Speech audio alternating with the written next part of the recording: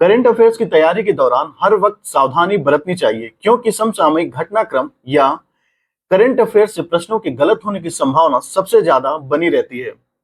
और यह विषय बहुत ही असीमित है। प्रश्नों की ऑथेंटिसिटी बनी रहे और केवल उन्हीं प्रश्नों पर फोकस किया जाए जो कि परीक्षा के लिहाज से महत्वपूर्ण हो। इसलिए यह वीडियो घटना चक्र के ई दृष्टि संस्करण से ही बनाया गया है, जिससे कि प्रश्नों की ऑथेंटिसिटी बनी रहे। इसलिए वीडियो को अंत तक एंजॉय करें और अपनी प्रतिक्रिया जरूर दें। Welcome again.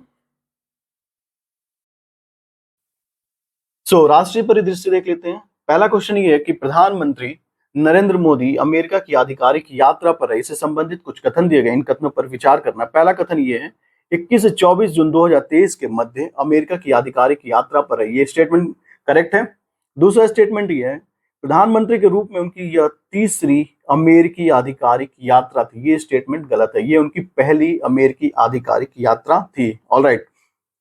इस दौरान उन्होंने न्यूयॉर्क में 9वें अंतर्राष्ट्रीय योग दिवस के उपलक्ष्य में संयुक्त राष्ट्र मुख्यालय में आयोजित कार्यक्रम का नेतृत्व किया। ये भी करेक्ट है। इसलिए आंसर हो जाएगा आपका A and C. Option C हो जाएगा आंसर। आइए इसके बारे में थोड़ा विस्तार से देखते हैं। इस दौरान रक्षा समझौता हुआ, जिसमें अमेरिकी कंपनी जीई और इंडियन कंपनी HAL के बीच समझौता हुआ। यह समझौता भारत के लड़ाकू विमान तेजस के लिए GEF 414 इंजन बनाया जाएगा। ये जो है, इस प्रकार का समझौता करने वाला विश्व का 5वां देश भारत बन गया, जो इस प्रकार का इंजन बनाएगा। इस दौरान अंतरिक्ष क्षेत्र में भी कुछ समझौते किए गए। भारत ने आर्टेमिस अकॉर्ड संधि पर हस्ताक्षर किया। इस प्रकार की संधि पर हस्ताक्षर करने वाला भारत 27वां देश बन गया। आर्टेमिस अकॉर्ड 1967 में बना। एक बाह्य अंतरिक्ष संधि पर आधारित असैन्य अंतरिक्ष अन्वेषण को दिशा निर्देशित करने के लिए तैयार किए गए गैर बाध्यकारी सिद्धांतों का एक सेट है। इसी दौरान इसरो और नासा के बीच एक संयुक्त मिशन भेजने पे सहमति बनी है। इस टॉपिक का सबसे इंपॉर्टेंट बात अब करने जा रहे हैं हम लोग। एक बुक है द 10 प्रिंसिपल उपनिषद। ये बुक लिखी गई थी आयरिश कवि विलियम वटलियस द्वारा। इस बुक को प्रधानमंत्री नरेंद्र मोदी ने जो बाइडेन को उपहार के तौर पर दिया। कंप्यूटर चित्र बनाने वाली अमेरिकी कंपनी गुजरात में, यह ध्यान रखना है, गुजरात में अपना सेमीकंडक्टर असेंबली और परीक्षण संयंत्र लगाएगी। सबसे अगला सवाल, हाल ही में 5वें राज्य खाद्य सुरक्षा सूचकांक 2022-23 से संबंधित कथनों पर विचार करना है। पहला कथन है, इस सूचकांक में बड़े राज्यों में कर्नाटक को शीर्ष स्थान प्राप्त हुआ है। ये स्टेटमेंट करेक्ट है या इनकरेक्ट है? ये इनकरेक्ट स्टेटमेंट है। ऑलराइट। इसमें छोटे राज्यों में गोवा को शीर्ष स्थान प्राप्त हुआ है। ये करेक्ट स्टेटमेंट है। इस सूचकांक की शुरुआत 2018-19 में की गई थी। ये भी करेक्ट है। यानी पहला गलत है, बाकी 2 और 3 करेक्ट है। इसलिए आंसर हो जाएगा आपका ऑप्शन बी। 2 और 3 आर करेक्ट। इसको 3 कैटेगरी में डिवाइड किया जाता है, बड़े राज्य, छोटे राज्य और केंद्र शासित प्रदेश। ऑलराइट। 5 मापदंड के आधार पर इसको तैयार किया जाता है। पहला है मानव संसाधन व संस्थागत डेटा अनुपालन। दूसरा है खाद्य परीक्षण और संरक्षण एवं निगरानी। तीसरा प्रशिक्षण व क्षमता निर्माण।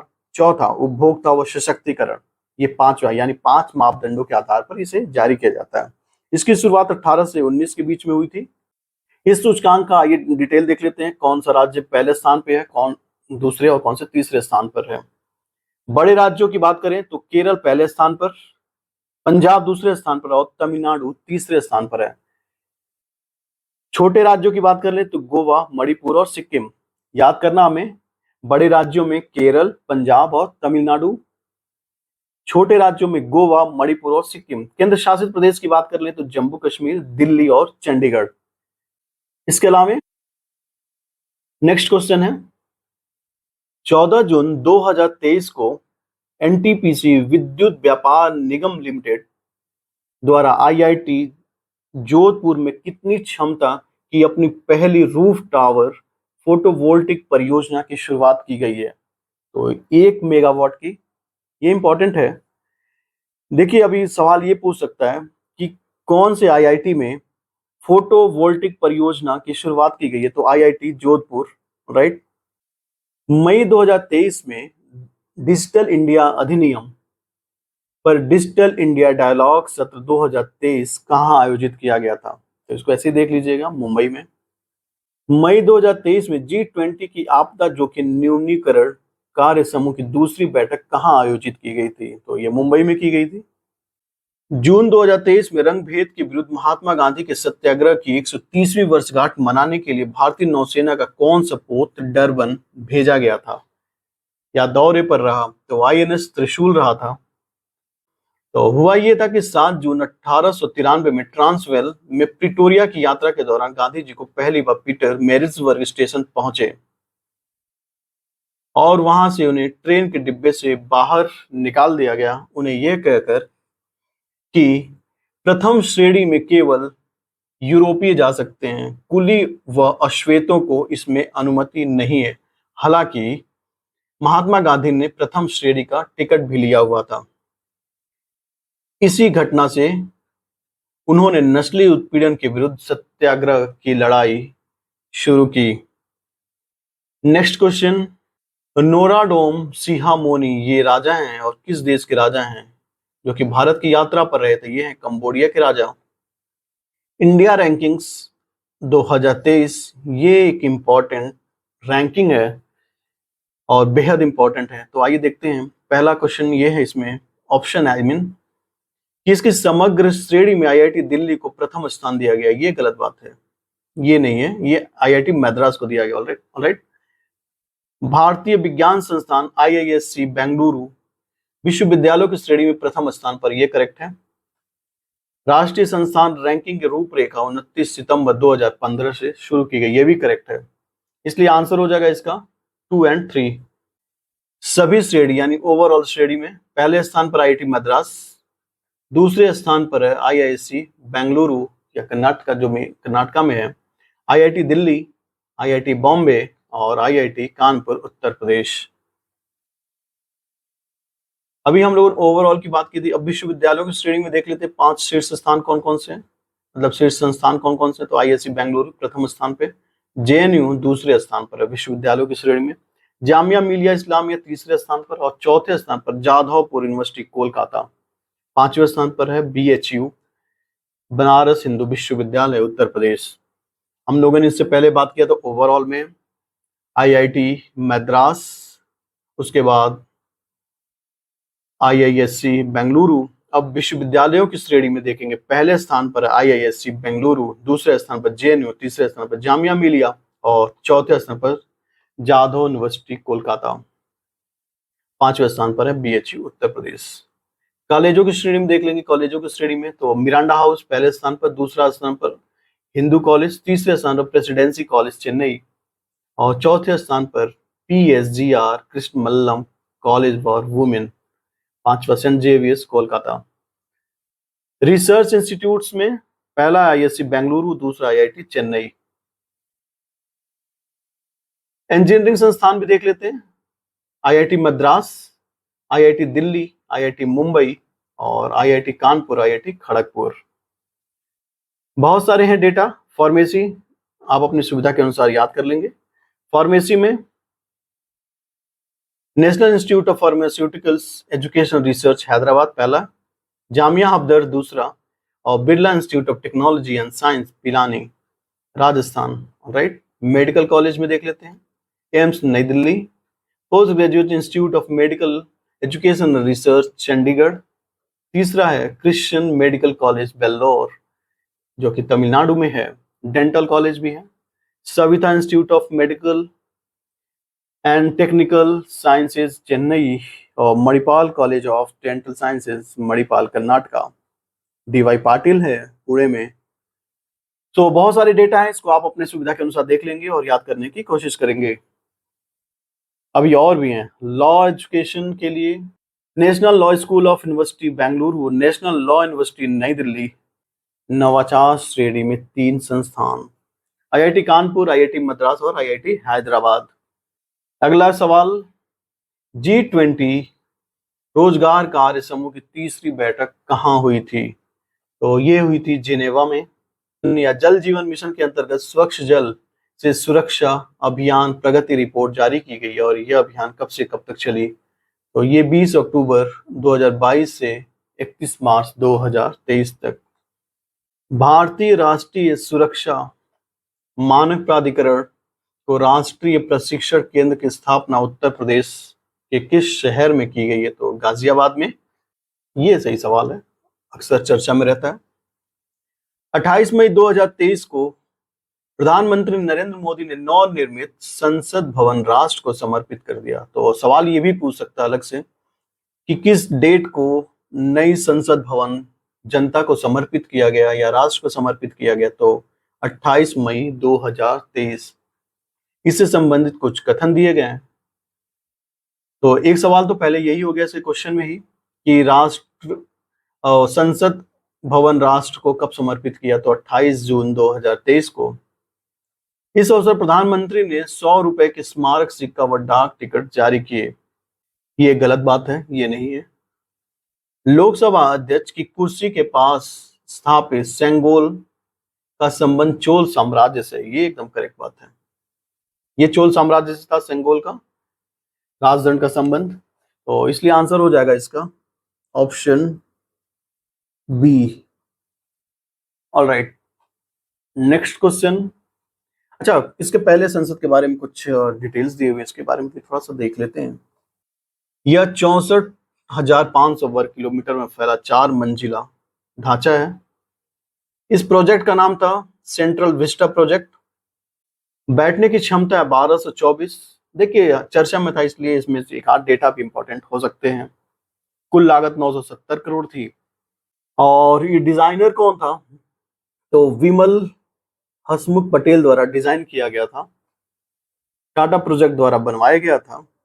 और इसके अलावा सेंगोल के बारे में अक्सर चर्चा में था, तो इसके बारे में आप काफी कुछ जानते होंगे। फिर भी सेंगोल के बारे में इसका संबंध चोल साम्राज्य से था, करेक्ट है।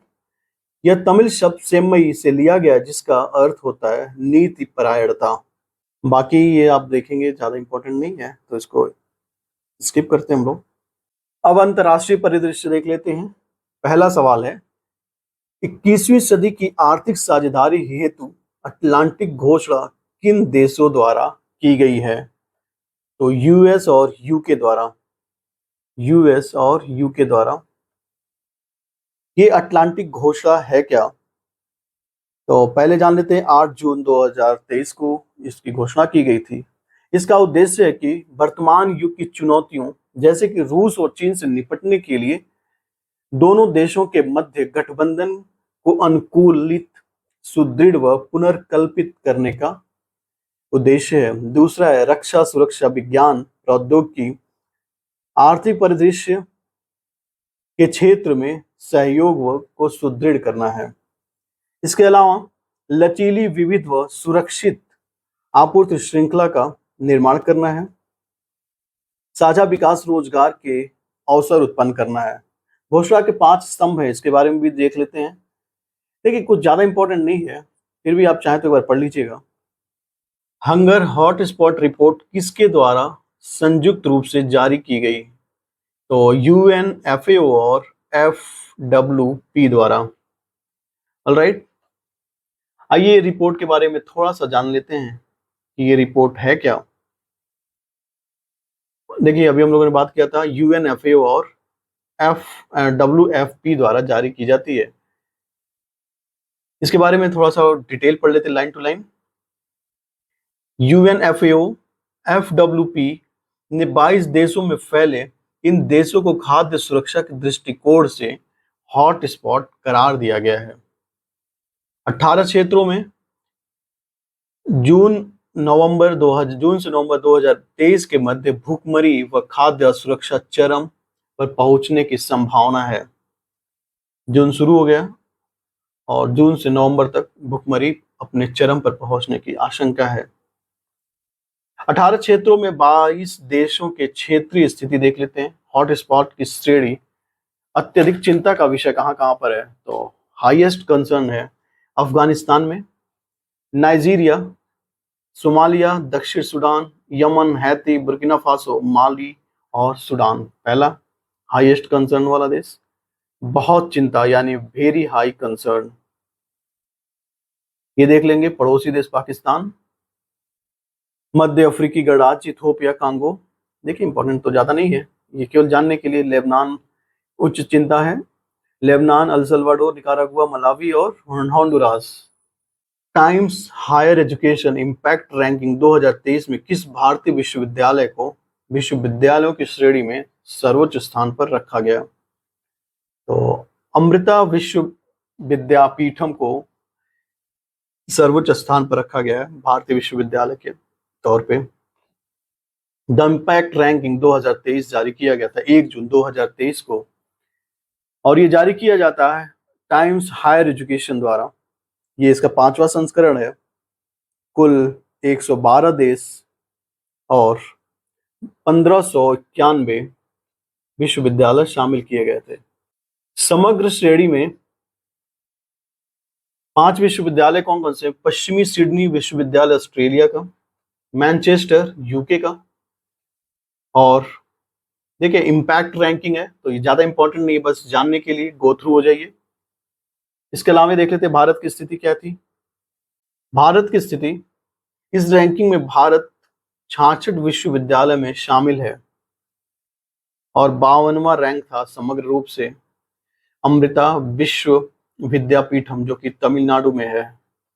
लवली प्रोफेशनल जो कि रैंक में आता है 101 से 100 मतलब 200 के बीच में। अगला क्वेश्चन है, जून 2023 में वैश्विक धन प्रेषण से संबंधित नवीनतम रिपोर्ट माइग्रेशन डेवलपमेंट ब्रीफ जारी किया गया, जिसे संबंधित कथनों पर विचार करिए। तो यह रिपोर्ट अंतर्राष्ट्रीय मुद्रा कोष द्वारा जारी की गई। ये गलत बात है, ये नहीं स्थिति नहीं हुई थी। इस रिपोर्ट के अनुसार वैश्विक स्तर पर धन प्रेषण के मामले में भारत शीर्ष स्थान पर है। क्या ये करेक्ट है? ऑलराइट, ये करेक्ट है, यानी केवल ऑप्शन 2। इस रिपोर्ट के अनुसार धन प्रेषण के मामले में यानी रेमिटेंस के मामले में भारत शीर्ष स्थान पर है। इसके अलावा भारत के बाद 4 देशों को जान लेते हैं। तो उसके बाद आता है चीन, उसके बाद फिलीपींस, उसके बाद पाकिस्तान और मैक्सिको।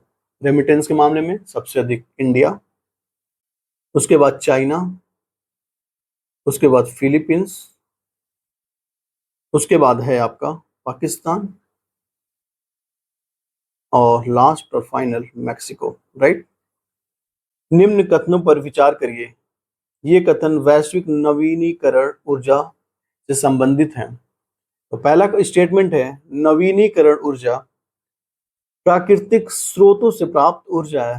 राइट। नवीनीकरण का मतलब यही होता है जो प्राकृतिक स्रोत से प्राप्त हो। नवीनीकरण ऊर्जा का कभी क्षय नहीं होता है, भी करेक्ट है, यानी इसके हिसाब से आंसर हो जाएगा ए एंड बी, यानी ये दोनों ही करेक्ट हैं।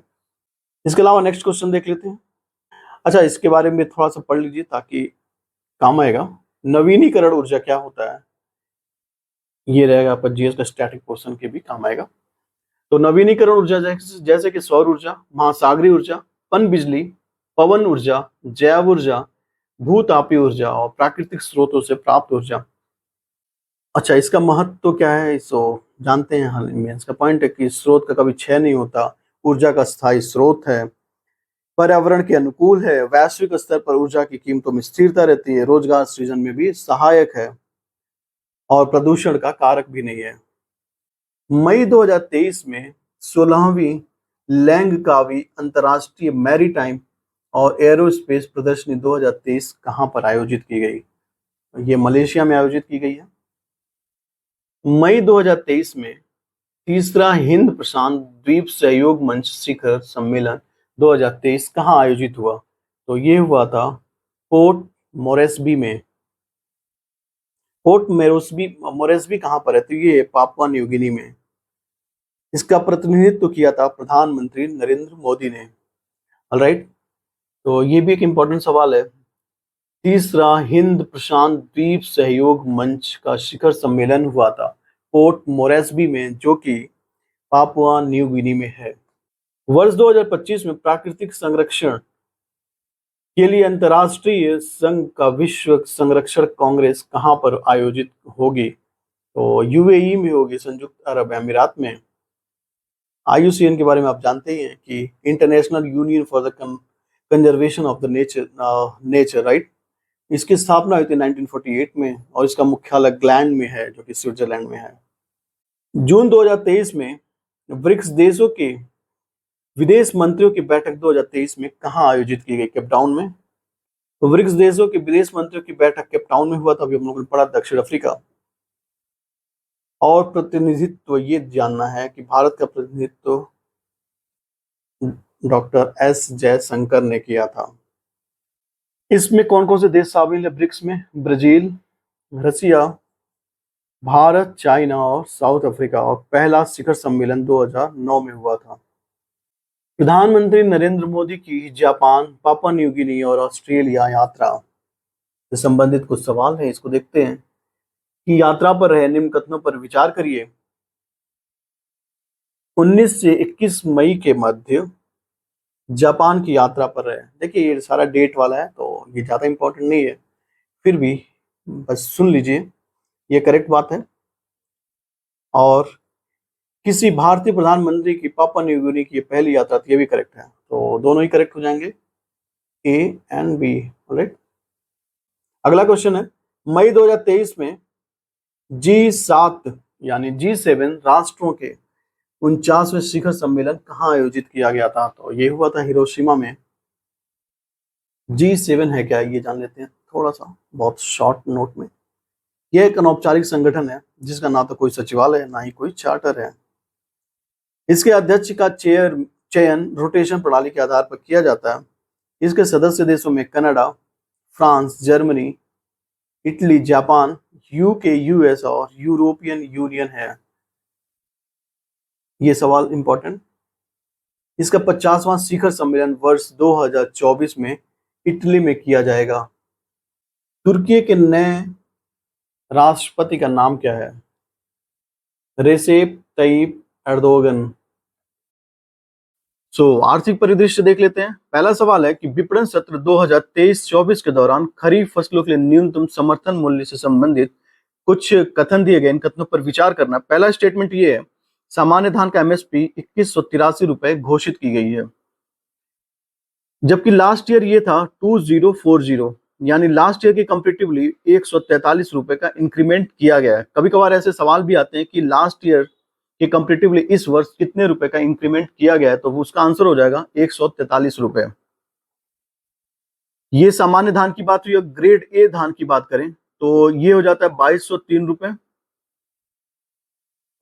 जबकि लास्ट ईयर ये था 2060, इसमें भी 143 रुपीज का इंक्रीमेंट किया गया है। All right. अगला स्टेटमेंट है, मूंग का न्यूनतम समर्थन मूल्य 7500 रुपए घोषित किया गया। ये इनकरेक्ट स्टेटमेंट है। इसका समर्थन मूल्य 8558 है, यानी 8558 रुपए है, इसलिए इसका आंसर हो जाएगा ऑप्शन A। कुछ फसलों के समर्थन मूल्य दिए गए, इसको आप चाहे तो एक बार देख सकते हैं, फिर भी मैं एक बार रिपीट कर देता हूं जो इंपॉर्टेंट है। सामान्य धान के लिए बात हुआ था 2183 रुपए, ग्रेड A के लिए 2203 रुपए, बाजरा के लिए 2500 रुपए, मक्का का 2090 रुपए, वहीं अरहर का 7000 रुपए, मूंगफली के लिए 6377 रुपए। बाकी और भी आप देख लेंगे। कपास का देख लेते हैं, मध्यम रेशा के लिए 6620 रुपए और लंबा रेशा के लिए 7020 रुपए। इसके अलावा नेक्स्ट क्वेश्चन देखते हैं। निम्न कथनों पर विचार करना है कि संयुक्त अरब अमीरात भारत में चौथा सबसे बड़ा निवेशक देश बन गया। ये करेक्ट स्टेटमेंट है। पहले तीन कौन कौन से हैं? तो पहला है सिंगापुर, दूसरा है मॉरिशस और तीसरा है USA। पहला कौन सा है? सिंगापुर, दूसरा है मॉरिशस और तीसरा है USA। तो ये चौथा सबसे बड़ा निवेशक है। अगला स्टेटमेंट है कि अगस्त 2015 में प्रधानमंत्री नरेंद्र मोदी द्वारा UAE का ऐतिहासिक दौरा किया गया। ये भी स्टेटमेंट करेक्ट है। UAE का पहला नैनो उपग्रह नईफ 1 इसरो द्वारा प्रक्षेपित किया गया। ये भी स्टेटमेंट करेक्ट है, इसलिए इसका आंसर हो जाएगा option D. 1, 2, 3 are correct. LEED zero green building परियोजनाओं में शीर्ष स्थान पर कौन सा देश है? तो इसके लिए है भारत। ऑलराइट, इसके अलावा कौन कौन से देश हैं? भारत, उसका यूएसए और चीन। लीड जीरो प्रमाणन में शीर्ष स्थान पर भारत है। और लीड का फुल फॉर्म क्या होता है? यानी leadership in energy and environment design. ये बेसिकली इसका काम क्या होता है, ये इसको भी जान लेते हैं। यह एक अंतरराष्ट्रीय स्तर पर सततता यानी कंटिन्यूटी, उत्कृष्टता और हरित भवन के लिए एक प्रतीक है। यह भवनों को दर्शाता है जो कि कार्बन उत्सर्जन कम करते हैं, संसाधनों का संरक्षण करते हैं, परिचालन लागत कम करता है, स्थायी प्रथाओं को प्राथमिकता देते हैं और साथ ही स्वस्थ वातावरण का भी निर्माण करते हैं। अगला इंपॉर्टेंट सवाल, विश्व बैंक ने पश्चिम बंगाल को बेहतर सिंचाई पद्धतियों के माध्यम से सतही भूजल के दोहन हेतु कितने ऋण की मंजूरी प्रदान की है? तो $148 मिलियन। अगला सवाल है, मौद्रिक नीति घोषित हुआ है, इसके बारे में कुछ स्टेटमेंट दिए गए, आइए इसको जान लेते हैं। आरबीआई ने रेपो रेट में 25 आधार अंक की वृद्धि की है। ये स्टेटमेंट बिल्कुल गलत है क्योंकि इसमें कोई वृद्धि नहीं हुई है। ओके, 2023-24 के लिए वास्तविक सकल घरेलू उत्पाद की समृद्धि दर 6.5% है। ये करेक्ट स्टेटमेंट है, तो इसलिए इसका आंसर हो जाएगा option B. Only 2 is correct. इससे संबंधित कुछ इंपॉर्टेंट डेटा है, इसको देख लेते हैं। कुछ रेट्स दिए हुए हैं जो कि स्थायी रिवर्स रेपो रेट 3.35 है। हम जान लें कि यह जून 2023 का डेटा है। CRR 4.5%, SLR है 18%। ऑलराइट, प्रोजेक्ट कुबेर के बारे में जान लेते हैं कि प्रोजेक्ट कुबेर जो है भारतीय स्टेट बैंक द्वारा तो लॉन्च किया गया, लेकिन वह कौन से राज्य में लॉन्च किया गया? तो ये आंसर हो जाएगा बेंगलुरु। OECD इकोनॉमिक आउटलुक जून 2023 से संबंधित कुछ कथन दिए गए हैं, इस पे विचार करते हैं। इसके अनुसार वर्ष 2023 में वैश्विक विकास दर 2.7% रहने का अनुमान है। ये करेक्ट स्टेटमेंट है। और भारत की विकास दर 5.8% रहने का अनुमान है। ये गलत है, सो इसलिए इसका आंसर हो जाएगा option A. Only 1 is correct. ये 5.8 ना हो कि ये है 6% OECD के अनुसार। OECD क्या है? तो पहले जान लेते हैं कि ये एक आर्थिक संगठन है। वैश्विक विकास दर 2023-24 के लिए इसने माना है 2.7% 2023 के लिए, 24 के लिए 2.9%। वैश्विक विकास दर, भारत का विकास दर OECD के अनुसार कितना माना गया है? तो ये माना गया 2023 के लिए 6% और 2024 के लिए 7%। अगला सवाल है, नीति आयोग की 8वीं शासी परिषद का बैठक कहां पर आयोजित किया गया था? तो नई दिल्ली में किया गया था। ये वैश्विक आर्थिक संभावना रिपोर्ट 2023 जारी किया गया। इस रिपोर्ट के अनुसार निम्न कथनों पर विचार करिए कि वैश्विक विकास दर 3.2% रहने का अनुमान है। ये स्टेटमेंट गलत है, ये आई थिंक 2.7% है। अभी हम लोग इसका आगे देखेंगे डेटा। 2023 में भारत की विकास दर 6.3% है। ये आंसर करेक्ट है, तो इसलिए इसका आंसर होगा option B. Only 2 is correct. आइए इसका इंपॉर्टेंट डेटा देख लेते हैं। तो इस रिपोर्ट के अनुसार वैश्विक विकास दर 2023 में 2.1%, 2024 में 2.4% और 25 में 3% रहने का अनुमान है।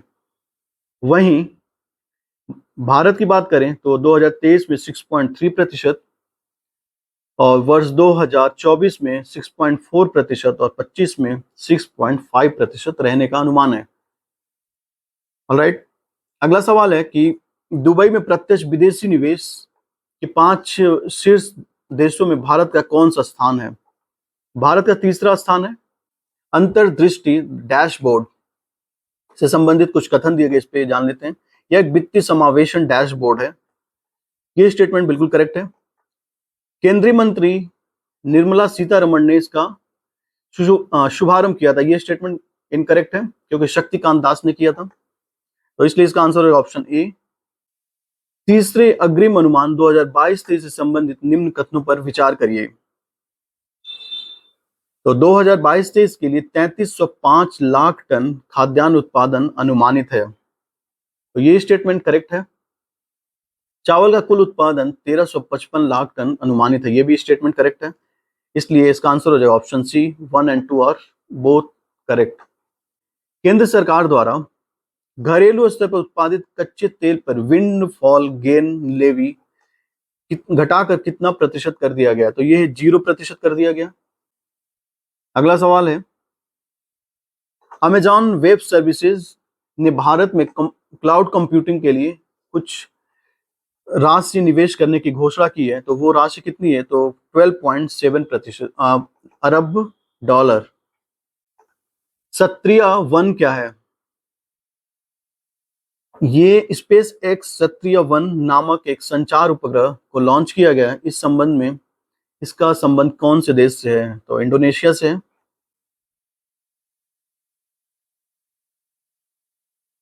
अग्नि प्राइम बैलिस्टिक मिसाइल का सफल परीक्षण व इस संबंध में कुछ कथन देंगे, इन कथनों पर विचार करते हैं। पहला स्टेटमेंट ये है कि उड़ीसा के डॉक्टर एपीजे अब्दुल कलाम द्वीप में इसका सफल उड़ान परीक्षण किया गया, करेक्ट स्टेटमेंट है।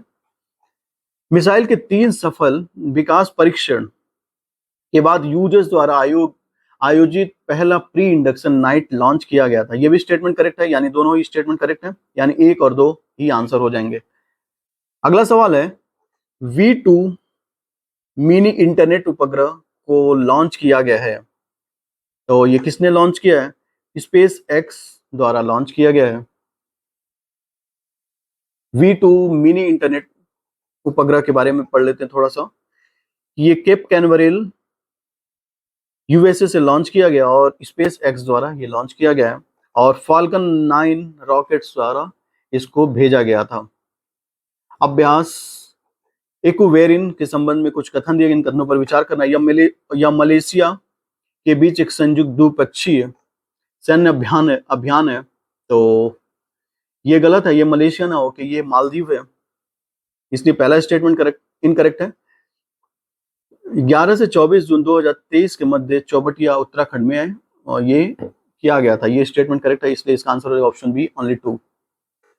मलिंग पोंग इंग्लिश में लिखा गया मलिंग योंग, ऑलराइट, 1 उपग्रह संबंधित है, तो ये उत्तर कोरिया का एक जासूसी उपग्रह, ये करेक्ट है। या कैरियर रॉकेट चोलिया से इसका परीक्षण किया गया, ये भी करेक्ट स्टेटमेंट है, इसलिए इसका आंसर होगा option B, 1 and 2 are both correct. ये वही स्टेटमेंट को एलोबरेट करके लिखा हुआ, ये इंपॉर्टेंट नहीं है। अगला सवाल, भारत के रक्षा उत्पादन में लगभग कितनी वृद्धि दर्ज की गई है? तो 12% की वृद्धि हुई है रक्षा उत्पादन में लगभग। विश्व के सबसे शक्तिशाली हाइपरसोनिक विंड टनल का अनावरण कहाँ किया गया है? तो ये किया गया चीन में। जहाज अंशद्वीप के बारे में कुछ कौन सा स्टेटमेंट गलत है? जहाज अंशद्वीप का शुभारंभ मैसर्स एल एंड कट्टुपल्ली में किया गया है, ये स्टेटमेंट करेक्ट है। मैसर्स GRSC द्वारा भारतीय नौसेना के लिए किया गया, ये भी करेक्ट स्टेटमेंट है। ASW शैलो वाटर क्राफ्ट परियोजना के 8 जहाजों में से चौथा, ये इनकरेक्ट स्टेटमेंट है। जहाज का नाम कार्वर से दूर अंशद्वीप को दिए गए सामुद्रिक महत्व को दर्शाने के लिए इसका नाम रखा गया अंशद्वीप, इसलिए इसका आंसर हो जाएगा ऑप्शन सी, ये इनकरेक्ट स्टेटमेंट है और इनकरेक्ट पूछ रहा है। अगला सवाल है, INS देगा हवाई क्षेत्र के एकीकृत सुरक्षा प्रणाली से लैस है, ये स्टेटमेंट करेक्ट है। नौसेना एंटी ड्रोन प्रणाली से लैस है, ये भी सही है। भारत के विशाखापट्टनम में स्थित है, ये भी स्टेटमेंट करेक्ट है, इसलिए इसका आंसर है ऑप्शन 3, 1 2 3 तीनों करेक्ट है। MQ-9 रीपर ड्रोन के बारे में तो इसको देख लेते हैं। यह एक मानव रहित हवाई वाहन है, सही है। General Atomics Aeronautical System Inc द्वारा विकसित किया गया है, ये भी सही है। यह टोही विमान है, ये भी करेक्ट है, यानी तीनों ही स्टेटमेंट करेक्ट है। अगला क्वेश्चन है कि विश्व का पहला multi sensor earth observation satellite किसके द्वारा लॉन्च किया गया है? तो गैलेक्स आई एरोस्पेस द्वारा। यह विश्व की पहली मल्टी सेंसर पृथ्वी अवलोकन उपग्रह है। इसके बारे में कुछ स्टेटमेंट दिए, इसको पढ़ लेते हैं। IIT Madras incubated space X startup GalaxEye एक दृश्यमान स्पेक्ट्रम कैमरा की मदद से विश्व की प्रथम मल्टी सेंसर पृथ्वी अवलोकन उपग्रह बना रहा है। दृष्टि मिशन 2024 नामक शीर्षक से इसे लॉन्च किया जाएगा। यह सैटेलाइट भारत का प्रथम व विश्व का सबसे हाई रेजोल्यूशन वाला मल्टी सेंसर इमेजिंग सैटेलाइट होगा। किस एयरलाइन ने स्वदेशी रूप से निर्मित सतत विमानन ईंधन के साथ पुणे से नई दिल्ली के लिए सफलतापूर्वक उड़ान संचालित किया? Air Asia. संक्रामक रोगों को पता लगाने के लिए उसके रोकथाम के लिए वैश्विक नेटवर्क लॉन्च किया गया है। तो ये किसने लॉन्च किया है? तो WHO द्वारा लॉन्च किया गया। 2020-21 में कोविड वर्ष के लिए नीति आयोग का वार्षिक स्वास्थ्य सूचकांक जारी किया गया। इस संबंध में निम्न कथनों पर विचार करिए। बड़े राज्यों में कर्नाटक को शीर्ष स्थान प्राप्त हो, ये गलत है, ये कर्नाटक को नहीं बल्कि केरल को प्राप्त हुआ। छोटे राज्यों में त्रिपुरा को प्रथम स्थान प्राप्त हो, ये सही है, इसलिए इसका आंसर है ऑप्शन बी। इस रिपोर्ट के अनुसार समग्र प्रदर्शन में शीर्ष 3 राज्य हैं केरल, तमिलनाडु और तेलंगाना। निम्नतम राज्य यानी सबसे बेकार राज्य इस प्रदर्शन सूचकांक के लिए बिहार, उत्तर प्रदेश और मध्य प्रदेश। इसके अनुसार वृद्धिशील प्रदर्शन के लिए बड़े राज्यों में राजस्थान और उत्तराखंड, उसके बाद ओडिशा। इतना बहुत है। बाकी छोटे राज्यों में त्रिपुरा, सिक्किम और गोवा है। त्रिपुरा, सिक्किम और गोवा। और निम्नतम में यानी सबसे बुरे राज्यों में मणिपुर, नागालैंड और अरुणाचल प्रदेश इस सूचकांक के अनुसार। अगला सवाल है, किसके द्वारा गगनयान रिकवरी ट्रेनिंग प्लान जारी किया गया है? तो ये किया गया है इसरो और भारतीय नौसेना के संयुक्त प्रयास से। किस रॉकेट द्वारा 22 स्टारलिंक उपग्रह लॉन्च किए गए? फॉल्कन 9 द्वारा। अग्नि-1 बैलिस्टिक मिसाइल से संबंधित कुछ स्टेटमेंट है, इसको पढ़ लेते हैं। फर्स्ट स्टेटमेंट है कि 1 जून 2023 को मध्य दूरी की इस बैलिस्टिक मिसाइल का सफल परीक्षण किया गया। ये स्टेटमेंट करेक्ट है। दूसरा, इसका परीक्षण जैसलमेर में किया गया, ये सही नहीं है। सतह से सतह पर मार करने वाला मिसाइल है, ये भी गलत है। यानी सॉरी, ये सतह से सतह पर मार करने वाला मिसाइल, ये करेक्ट स्टेटमेंट है। यानी 1 और 3 इसका आंसर हो जाएगा ऑप्शन 1। ऑलराइट, इस मिसाइल के बारे में थोड़ा डिटेल पढ़ लेते हैं। अग्नि-1 बैलिस्टिक मिसाइल 1 जून 2023 को प्रक्षेपित कहां से? एपीजे अब्दुल कलाम द्वीप, ओडिशा से। और डीआरडीओ द्वारा विकसित मध्यम दूरी की बैलिस्टिक मिसाइल है। एकीकृत निर्देशित मिसाइल विकास कार्यक्रम के तहत यह विकसित किया गया है। और यह मिसाइल 1000 किलोग्राम भार के पारंपरिक तथा परमाणु हथियार ले जा सकने में सक्षम है और 700 से 1200 किलोमीटर इसकी मारक क्षमता है। किस देश ने नेक्स्ट सेट 2 माइक्रो सैटेलाइट का सफलतापूर्वक लॉन्च किया है? दक्षिण कोरिया। गरुड़ एयरोस्पेस स्वदेशी ड्रोन विमान निर्माण के लिए किसके साथ साझेदारी किया गया है? पहला ऑप्शन है जेन टेक्नोलॉजी लिमिटेड, तो ये गलत है। दूसरा है इन्फो एज इंडिया लिमिटेड, ये भी नहीं सही है, ये भी सही नहीं है। नैनी एरोस्पेस इंजीनियरिंग, ये स्टेटमेंट करेक्ट है, यानी ये ऑप्शन करेक्ट होगा, ऑप्शन सी करेक्ट आंसर होगा। नैनो एरोस्पेस इंजीनियरिंग लिमिटेड ये है प्रयागराज में। किस देश ने खैबर बैलिस्टिक मिसाइल का सफलतापूर्वक परीक्षण किया है? तो ईरान ने। आईएनएस विक्रांत पर पहली बार लड़ाकू विमान का सफलतापूर्वक लैंडिंग किया गया है। MiG-29K। आईएनएस विक्रांत के बारे में जान लेते हैं डिटेल। इसकी प्रारंभ हुई थी निर्माण 2009 से। राष्ट्र को समर्पित किया गया 2 सितंबर 2022 को। भारतीय नौसेना का ये अभ्यास है, मतलब भारतीय नौसेना को समर्पित किया गया था। निर्माण कोचिंग शिपयार्ड में। जलावतरण हुआ था 2013 में। सबसे इंपॉर्टेंट कि स्वदेशी रूप से विकसित विमान वाहक पोत है। अगला है खेल परिदृश्य, इसको भी देख लेते हैं। मकारास्का ओपन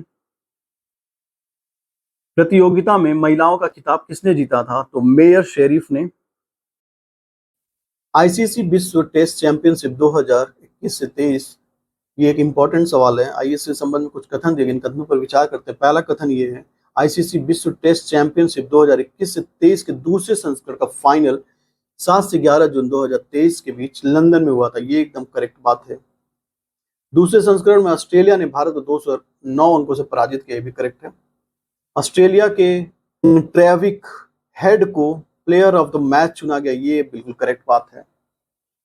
और ऑस्ट्रेलिया के टीम कप्तान थे स्टीव स्मिथ, ये स्टेटमेंट गलत है। कमिंसन थे, अभी मैं देखता हूं क्या है। ये स्टेटमेंट गलत है, इसलिए इसका आंसर हो जाएगा 1 2 3 करेक्ट, यानी ऑप्शन बी आंसर हो जाएगा इसका। इसके बारे में हम लोग थोड़ा सा डिटेल में देखेंगे क्योंकि ये इंपॉर्टेंट सवाल है और इससे क्वेश्चन डायरेक्ट आते हैं। तो ये चैंपियनशिप 2021 से 23 फाइनल हुआ था और दूसरा संस्करण है। भारत के कप्तान थे रोहित शर्मा, अंपायर देख लेंगे क्रिस गफानी और रिचर्ड इलिंगबर्थ। लंदन में हुआ था। फाइनल स्कोर देख लेते, पहली पारी में इतना पता है और सेकंड पारी में इतना, बाकी ये ज्यादा स्कोर का कोई मतलब नहीं है। हाँ, ये पेट कमिंस जो है ये थे ऑस्ट्रेलियन टीम के कप्तान। शतरंज देख लेते हैं। जूनियर स्पीड चेस चैंपियनशिप 2023 का खिताब किसने जीता था? तो गुकेश डी ने जीता था। दूसरा स्थान था रौनक साधवानी, जो कि ये भी भारत के ही हैं। तीसरा था बेलारूस के डेनिस लजाविक। नॉर्वे चेस देख लेते हैं, इसमें किसने जीता था? तो हिकारू नाकामुरा ने जीता था। भारत के 82वें ग्रैंड मास्टर कौन है? तो वी प्रणीत 82वें ग्रैंड मास्टर हैं। सिंगापुर ओपन, ये इंपॉर्टेंट सवाल है इसलिए इस पर हम लोग फोकस करेंगे। बैडमिंटन प्रतियोगिता सिंगापुर ओपन 2023 का खिताब किसने जीता था?